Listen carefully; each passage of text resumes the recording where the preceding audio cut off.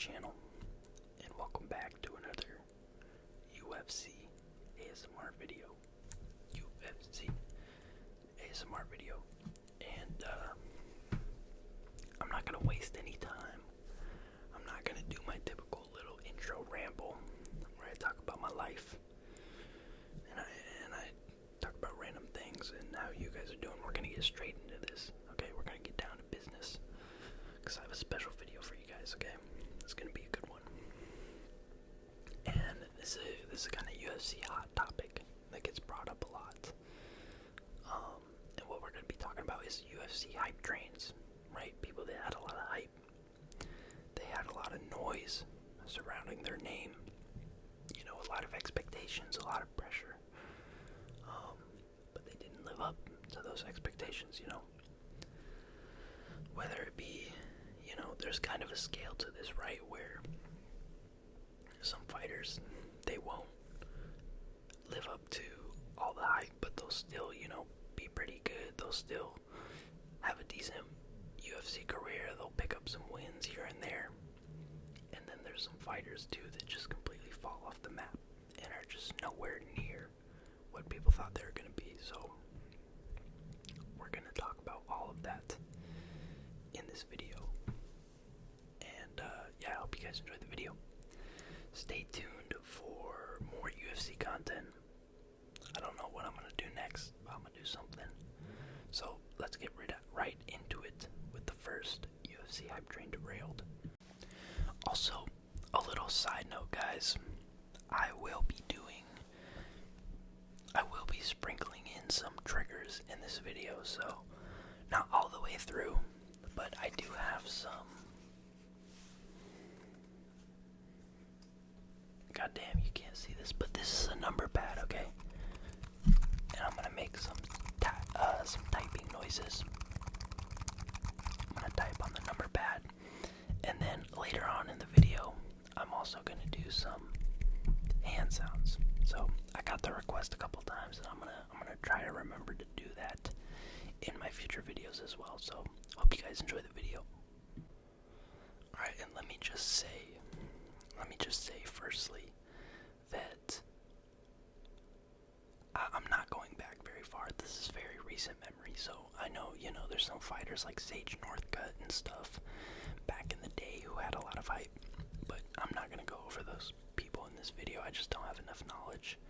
I wasn't watching back then. So this is recent memory fighters that have been derailed. So the first one, and I'm gonna go from down on the list to up in the list. So this is the first guy, which we're gonna talk about, and I'm just gonna show it. Okay, I'm gonna stop yapping. I'm just gonna show it. Our first fighter hype train derailed is gonna be Joe Bodybags Pyfer. Okay, Joe Bodybags Pyfer, and you know, he has a lot of wins in the UFC. He's not completely derailed. I would say his fight against Jack Hermanson, right? The wheels went a little wobbly. Maybe a couple warning lights went off in the conductor station, right, for the train conductor. So I don't think it's completely derailed. But I just think losing to Jack Hermanson, it was about a year ago, a little over a year ago. I think that it was a little bit of a fraud check. Okay, boys, it was a little bit of a fraud check, you know, because Jack Hermanson, it's not like he was fighting against, you know, one of these middleweight killers. I can't think of a name off the top of my head, but, you know, he wasn't going against some top elite level fighter. He's going up against Jack Hermanson, you know. And Jack Hermanson, he's gotten knocked out by Gregory Rodriguez, Roman Dolidze. I mean, he lost to Sean Strickland and Marvin Vettori. So, you know, he's kind of one of these guys where if you're going to make it to the top, you got to get through Jack the Joker, okay? You got to get through Jack the Joker. You know, he's a crafty vet, a term we all know very well. He is a crafty guy. He has really good cardio. He has a decent ground game, although he doesn't really utilize it against the top fighters in the division, right? That was kind of his old style, but he usually throws like 1-2s, and he kind of has pillow punches. I would say he has no power in his hands. So I just think the fact that Joe Pyfer wasn't able to have success on the feet, he wasn't able to knock this guy out, kind of put him back in line. Okay, he was riding the train down to the big city, down to the big lights, and Jack Hermanson rerouted that train. Okay, he took a turn, and he had to turn around a little bit. All right, so he has had some good wins. Since then, he knocked out Marc-Andre Barrieux, and then that Kelvin Gastelum fight, he was piecing up Kelvin. If I remember correctly, I'm pretty sure he dropped him, but I know he was piecing Kelvin up. He decisively won that fight, without a doubt. So we'll see. I think Joe Pyfer, his next fight will be way more telling to see where he's at. If he's still at this phase where he's not able to get through the top guys, right? I don't know. I don't think Joe Pyfer's ranked yet, or if he is, he's probably like 13 maybe, or 15. But yeah, he was getting some good wins, Gerald Mearshart, Alen Amedovski, okay, that's a big name, Abdul Razak Al-Hassan. So he was knocking people out. He was looking dangerous when he was on the come up, okay, and this guy had a lot of hype. He was talked about, running through the division, and I don't have him very high up on my list just because, the hype is not all the way dead, but it was just kind of stopped a little bit. In the UFC and in MMA, it's really common because you're kind of only judged based off of your last fight in a lot of cases. And so, you can have a bunch of good showings, and then if you get the shit beat out of you, then, conversations aren't about you winning or aren't about you bouncing back. It's always about kind of the negative aspect, the negative side of things.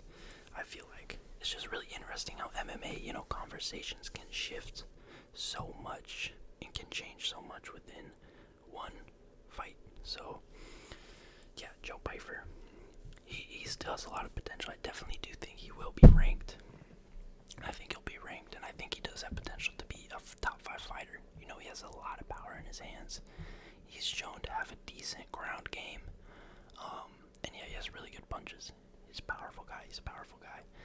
And that's why I'm not putting him up high on my list. But he is a hype train that got derailed. I wouldn't really say derailed, but it was more of just a little fraud check, right? It was more of a pump the brakes kind of thing with Joe Pyfer. So I'd like to see him fight another top 15 guy like Jack Hermanson. Honestly, give this guy Marvin Vettori. Or someone like that. That'd be a really cool fight because Marvin Vettori has probably the best chin. Maybe of all time, honestly. Marvin Vettori's chin is insane, so we'd have to see if Joe Pyfer is able to crack it, and I just think that would be a good fight after Jack Hermanson, after he lost to Jack Hermanson, to kind of see where he's at. Because Marvin Vettori's kind of similar to Jack in the way that they're not really dangerous. They have like a very simple kind of style. 1-2s down the pipe, move around, 1-2. They'll wrestle if the opportunity presents itself, but against the top guys, they're not really imposing their will on the ground. So, yeah, first fighter, Joe Pyfer, and let's get into the next one. Who do you think it's going to be, guys? This one may shock a lot of people, and honestly, maybe I should have put him first. But yeah, stay tuned. Who do you guys think it is? But I'm putting Paddy the Baddy in here. Okay, I'm doing it. I'm putting Paddy the Baddy in here. And you might say, well, how are you putting him as a hype train derailed? He hasn't been derailed at all yet. And that's kind of true. He is undefeated in the UFC. He literally hasn't lost.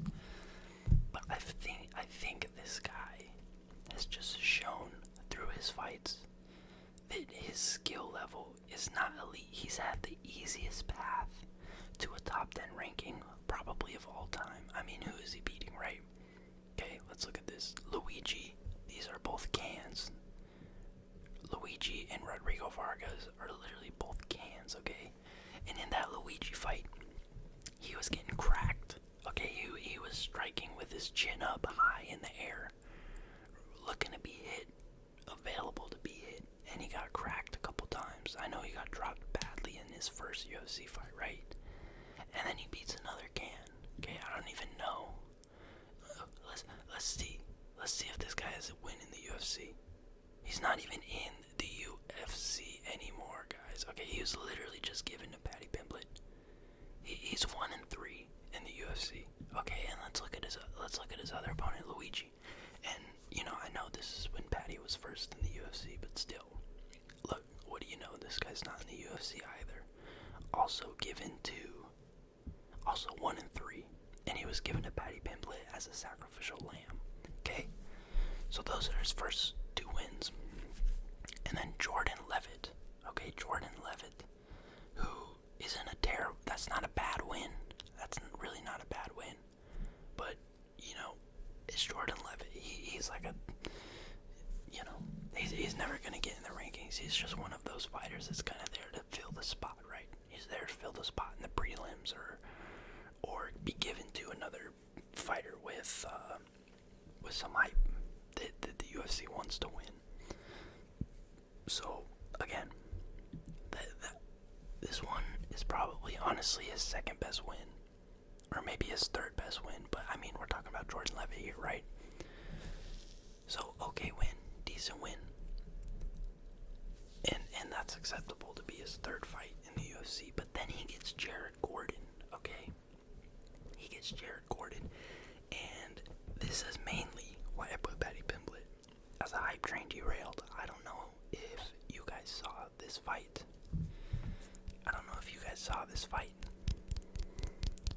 And you know what? Someone requested in the comments, a couple people, that I should do some tingle stuff. I should make some sounds, right, while I'm talking. So that's actually what I'm gonna do. I'm gonna do some nice light tapping, maybe some typing. So I'm gonna do that while I talk to give you guys a tingly experience, okay? But this guy, this is why I put Paddy Pimblett as a hype train derailed. I think that Jared Gordon fight really showed that Paddy Pimblett is not an elite level fighter. I think he's definitely top 15, but I think so many guys in the top 10 he's not beating.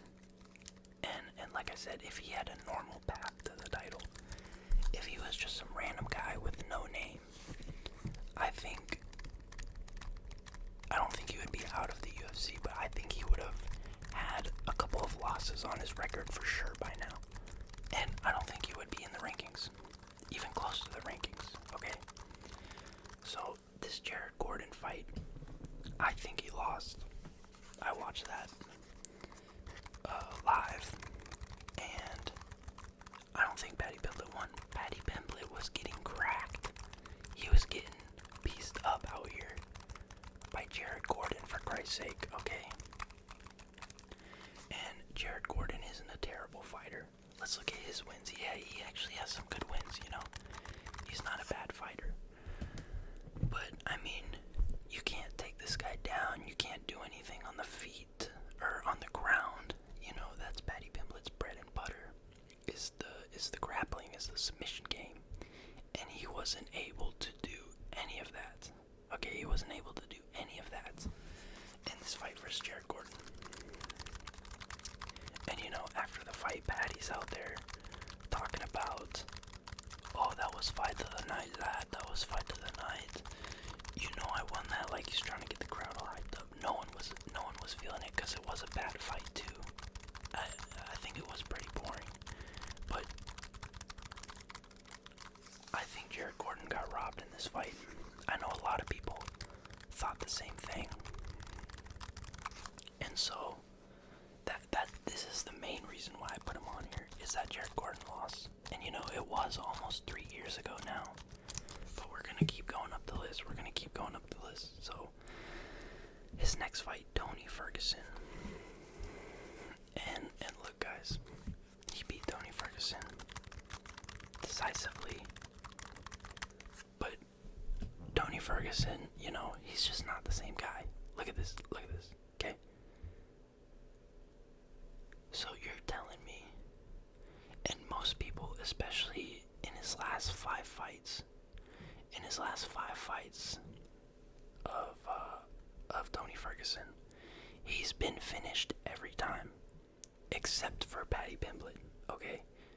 Actually, his last 5 fights, he was finished 100% of the time, besides Paddy Pimblett. Paddy Pimblett wasn't able to finish him. But Nate Diaz was, Bobby Green was able to finish him, and Michael Chiesa was able to finish him.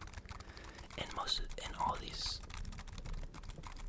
4 of these, Jesus Christ, 3 of these were submissions, which is Paddy Pimblett's bread and butter.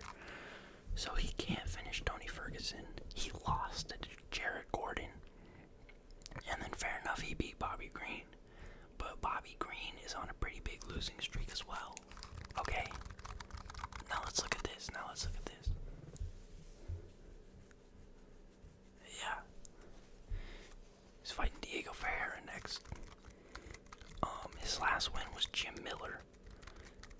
So, like I was saying, Paddy Pimblett's just getting these easy fights. And he's not even winning impressively. He's not even really showcasing his skills. Sean O'Malley, say what you want, he got an easy path to the title as well. But at least he was out here getting highlight finishes, really dominating the fights and showing that he was a level above these guys. But when Paddy Pimblett fights these cans and these old washed up fighters, he's showing like he's like slightly above their level. Okay, so he beat Bobby Green and then he beat Michael Chandler. And I'm not gonna lie, his last fight, like I was saying earlier in MMA, you're gonna judge the most on your last fight. And I will say, his last fight was impressive. Okay, his last fight was impressive versus Michael Chandler.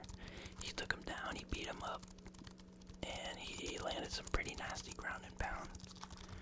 So that's really the only fight in the UFC that I can give Paddy Pimblett where I'm like, okay, that's a good solid win. But even then, it's Michael Chandler, for Christ's sake. He has 2 wins in the UFC against Dan Hooker, his first fight, and who else did Michael? And Tony Ferguson, right? So he's on a 3-fight losing streak. So if you combine Paddy Pimblett's last 3 opponents, they're on a combined 13-fight losing streak. They're 0-13. And then the fight before that, he lost to Jared Gordon. And then before that, he beat 2 cans, absolute cans that aren't even in the UFC, that went 1-3 in the UFC. And so, like I said, this isn't really a hype train derailed. But I don't think, Paddy Pimblett does have a lot of hype. And it's mainly because of his name value. It's not even really his fighting style.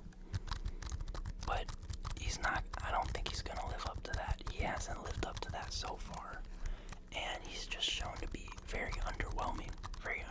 And I will say he has improved. He has improved a lot in his striking and things like that. But against these top guys, against these top lightweights, I don't think he has a shot. I don't think he has a chance. So this is more of a pending derailment.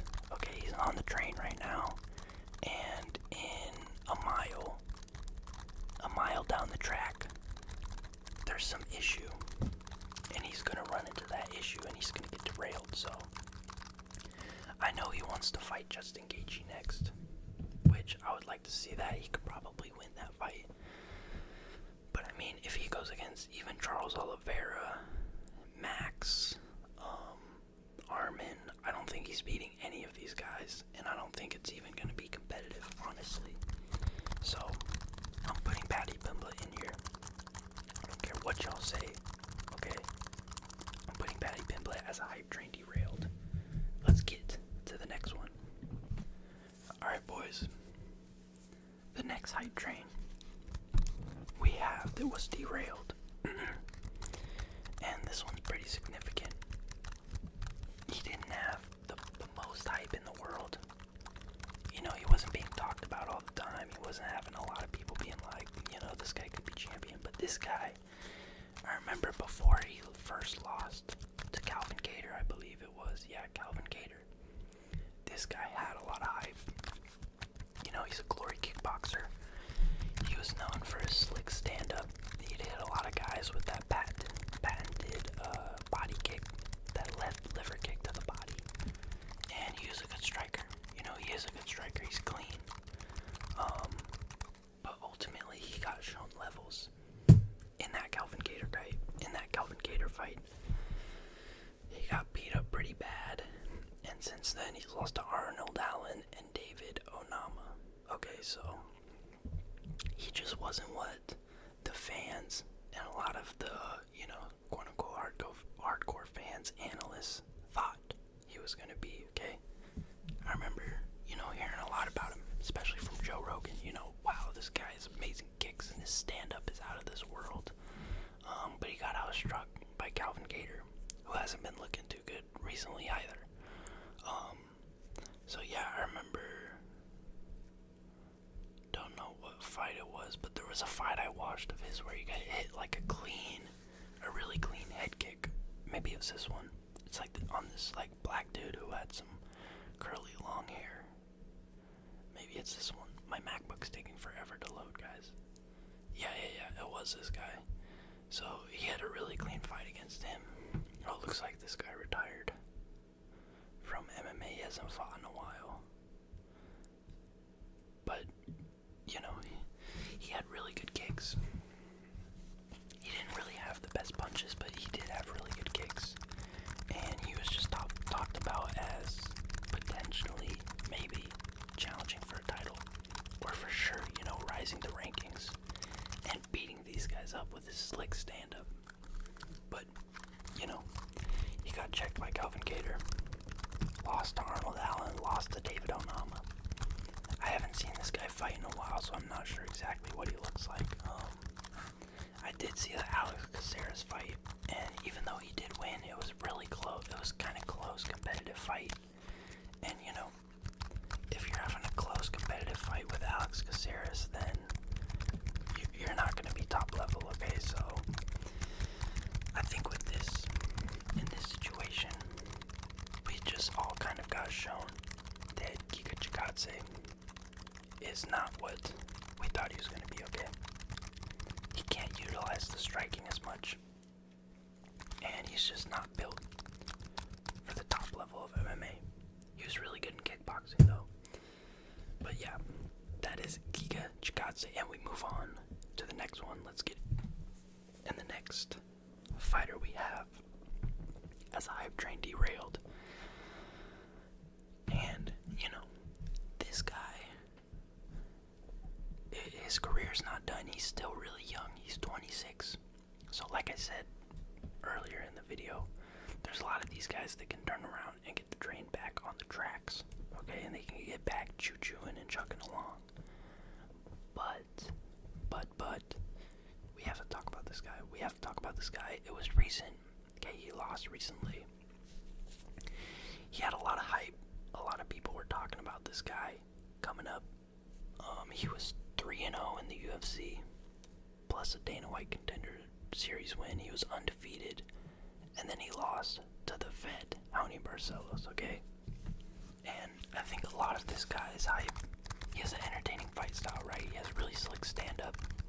He goes for the knockouts. He has decent power for the bantamweight division. But a lot of his hype kind of came from his personality, and he's not your typical MMA fighter. He has a lot of weird edits on Instagram, and he makes quirky, unique, YouTube videos and stuff like that. I'm not really a fan of his work, I guess, but he kind of tries to come off as like this artistic-y type person, so I think that gave him a lot of hype. That kind of gave him a big name. And the UFC saw that as well. He also has, just an interesting look with the tattoos. The way he interviews. He recently, there's a whole thing with him and Frank Ocean. I'm not really sure exactly, but I guess people think they're dating or something like that. People think Payton Talbott's gay. But that's besides the point. Okay, that's not related to MMA. I just think that's kind of a reason why he had a lot of name value. And he was really getting pushed. That combined with his entertaining fight style. Okay, he was knocking out. He knocked out Giannis Gimori.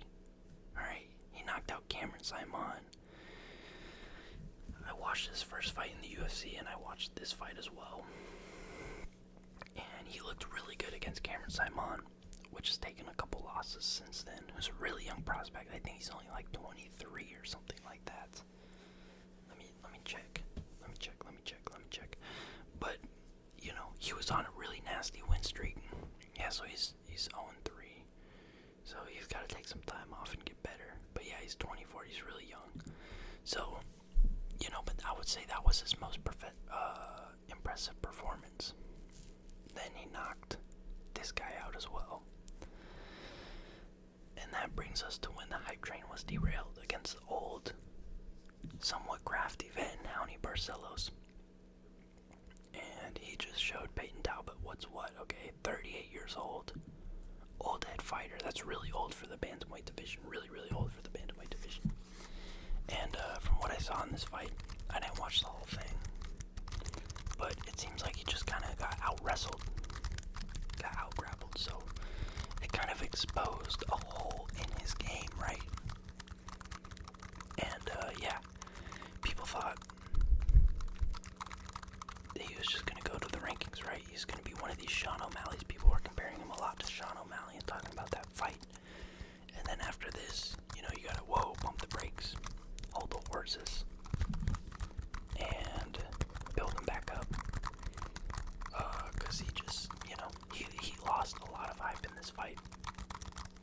He really had this aura before, this undefeated type aura that would carry into his fights. And, he got 3 finishes. So, this was a lot of hype that was lost from Payton Talbott. And even in his last fight against Felipe Lima, he did get the win. He did win, decisively, but I don't think the hype is all the way back there yet, He's definitely shown to be a good UFC fighter, and in this fight as well, he showed a lot of improvement in the takedown defense and in the ground game in general, right? Felipe Lima kept trying to take him down, and Payton Talbott would end up on top with top position and start, landing some good shots. But his stand-up really didn't look the best in this fight. Honestly, he was, I would say he was very close with Felipe Lima, but I think Felipe Lima was winning the stand-up exchanges in this fight. And so, like I said, the hype train got derailed. If he got some crazy knockout and sparked Felipe Lima in round 1 or 2, like a vintage knockout like he did to Cameron Simon, and he looked really good in this fight, I would say the hype is back. And I wouldn't necessarily put him as a hype train derailed. But it's just the fact that this wasn't the most impressive fight. And he did lose to Raoni Barcelos.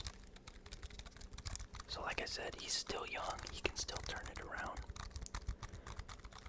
A lot of big fighters, top-ranked fighters, have losses early in their career.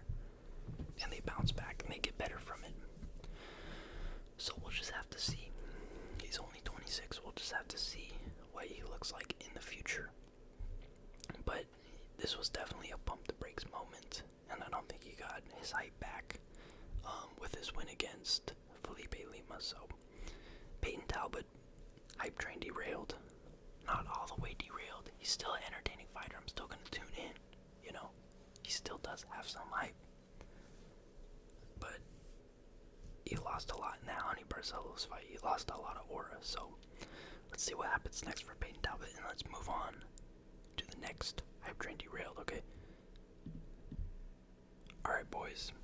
The next fighter we have, I think we only have this guy and 2 more. Maybe 3 more. No, I think it's only 2 more. But it might be 1 more, but I think it's 2 more, okay? So, and also, I'm gonna switch to hand sounds, okay? So I did some typing on my number pad, my Bluetooth number pad, and now I'm gonna do some hand sounds, some hand tapping, some hand clapping, some hand rubbing, and yeah, let's talk about Edmen Shahbazyan, the golden boy. Okay, so this guy, you know, he didn't have the most insane hype where everyone was talking about him, you know, being future champ and stuff like that, but I remember there was a time going into his fight versus, who was it, Derek Brunson. A lot of people were talking about him becoming the youngest champ, right? He was like 22 at the time, maybe 23, and people were talking about him becoming the youngest champ, right? He trains with Ronda Rousey. I think he trained with Ronda Rousey at the time, and people were just calling this guy, you know, a prodigy, an MMA prodigy. And I put him kind of high up on the list. I think he's one of the biggest hype trains derailed because, like I said, he didn't have crazy hype like Sean O'Malley or Paddy Pimblett. He didn't really have a lot of name value, but he was talked about as being like a real threat and a real up-and-comer. But he has just been completely derailed. He's taken a lot of losses. He was undefeated I believe he was undefeated when he fought Derek Brunson, and he took his first loss. And since then, you know, he's been able to pick up some wins, but it's not against big names. It's not against, you know, fighters where you're like, oh, Edmen Shahbazyan could be back in the mix. He could be back up the rankings, you know. So this is just a total hype train derailment. He went off the rails, and he fell onto the highway, okay? Something wrong with the wheels, something wrong with the track. And, yeah, because he lost to Derek Brunson, Jack Hermanson, Nasruddin Imavov, and, you know, Imavov and Hermanson, those are good fighters. But, you know, look at his wins, Jack Marshman. You know, he was kind of fighting cans before this. And so, and his wins are against mostly cans now. You know, he lost to Gerald Meerschaert less than a year ago. Anthony Hernandez, that's a good fighter. So, you know, he's losing to good fighters. But he just doesn't have it, man. He just doesn't have it. And it's kind of been shown that Edmen Shahbazyan, he's not going to be that guy. You know, he is a UFC caliber fighter. It's not like he's going to get cut or something like that. But I don't think he's even, maybe, you know, he could eventually get to like a low top 15 spot, but he is not the fighter that people were talking like he was, okay? And I remember Joe Rogan, when I would watch his fights, especially against Derek Brunson, he got beat up badly in that fight, like really badly. He got the shit beat out of him. But before that, Joe Rogan was really hyping this kid up and talking about he's the next big thing, could be the next champ and stuff like that. But he just doesn't have it. He's not really that dangerous. And I'm pretty sure he kind of has a weak chin. And, yeah, he's just not built for the top of the division. So that's another hype train derailed. And let's move on to the top 2, boys. We got the top, we have 2 left. So let's move on to the top 2 right now. Alright, boys. We got the next one. Darren, the Gorilla Till. And when he was really on his come up, when he was on his rise, I honestly wasn't watching the UFC like that. But I know this guy had a lot of hype. He was going to be England's next hope for a champion, right? I think their only champion when Darren Till was on the come up that the UK ever had was Michael Bisping. And they've had a couple since then, Leon Edwards, Tom Aspinall. But this was the guy. This was their guy. A Scouser from Liverpool. Good personality, good on the mic, entertaining fight style, and getting knockouts. And he did kind of reach the top, right? He fought for a title. But since then, and even then, he still had a lot of hype. He kind of completely fumbled to the point where he's not even UFC caliber anymore. So I would say this is honestly more of one of the biggest declines from, one of the biggest falls from grace in UFC history. So he beat Stephen Thompson, he beat Donald Cerrone, and these were good names back then. These were top level fighters in 2018, 2017. Fights Woodley for the title. Gets knocked out by Jorge. And then I think this is when he moved up to middleweight, if I'm not mistaken. I think this fight was at middleweight.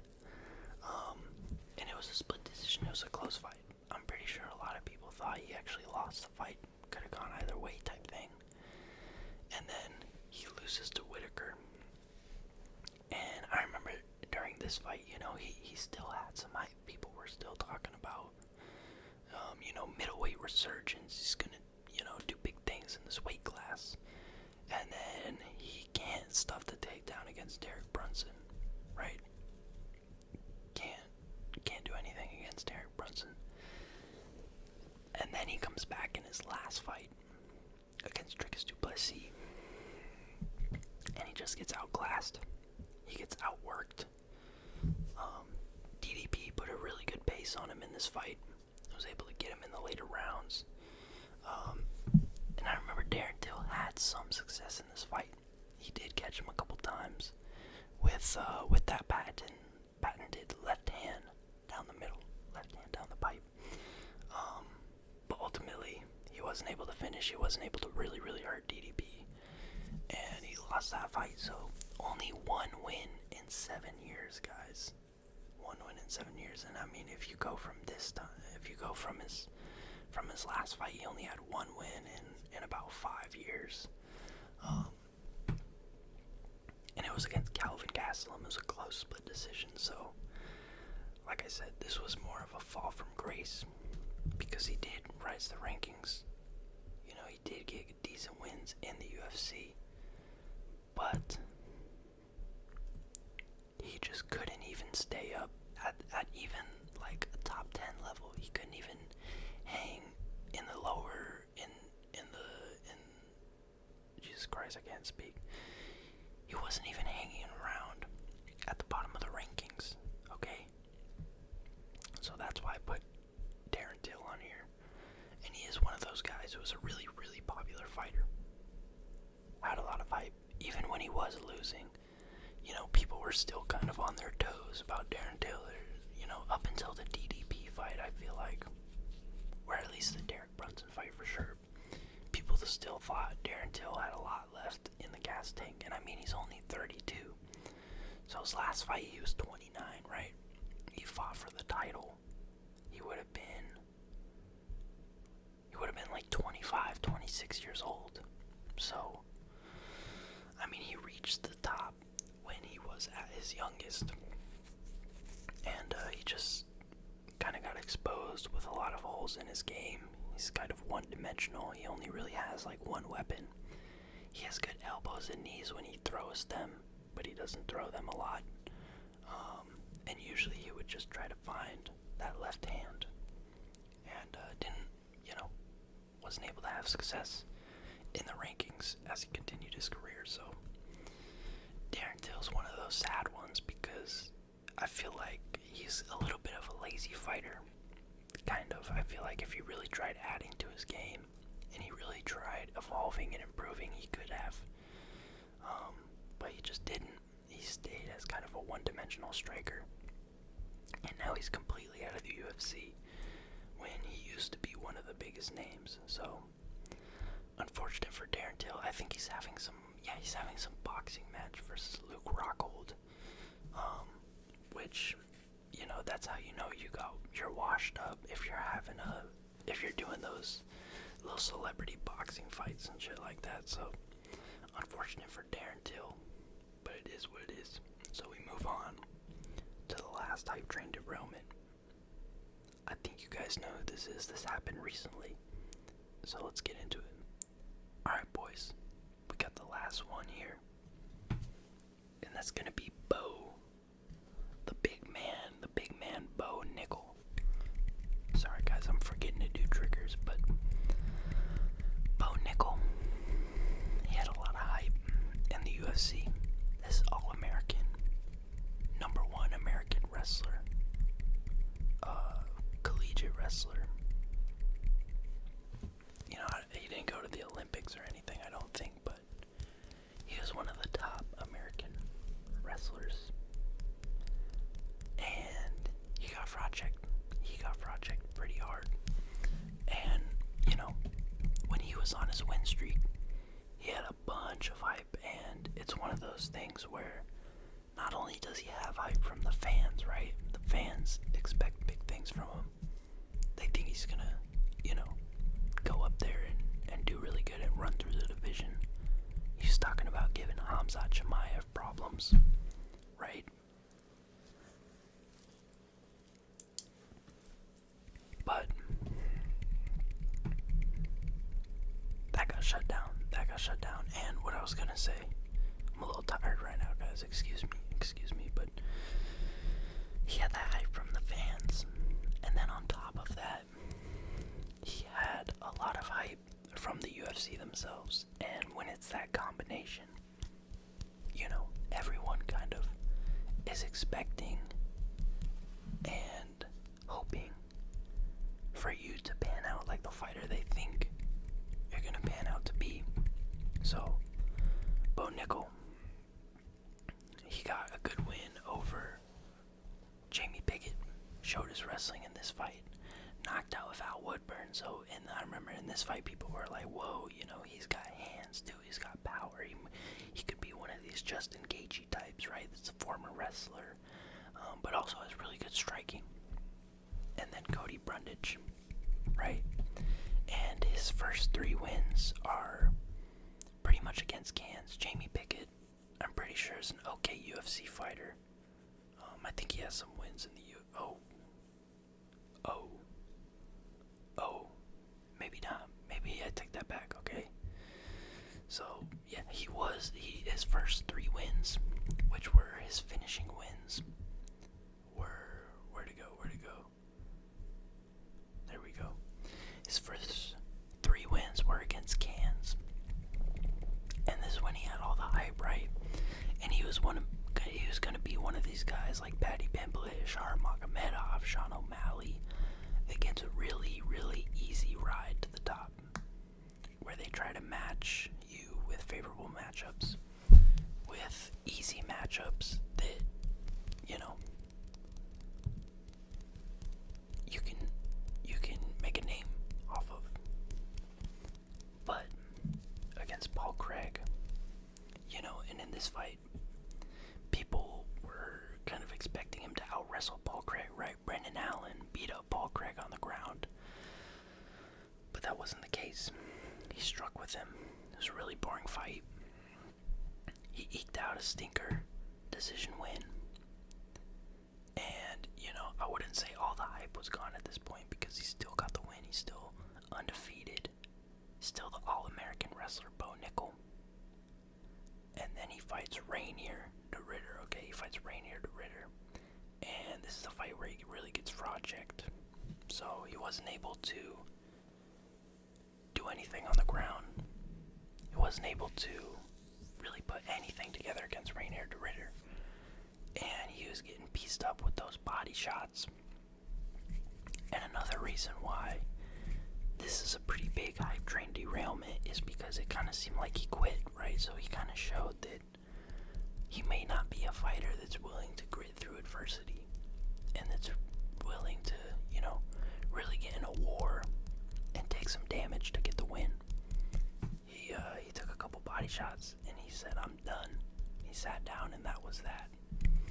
So ever since this fight, no one's really been talking about him as someone who's going to rise the rankings or someone who's going to be a top-level fighter.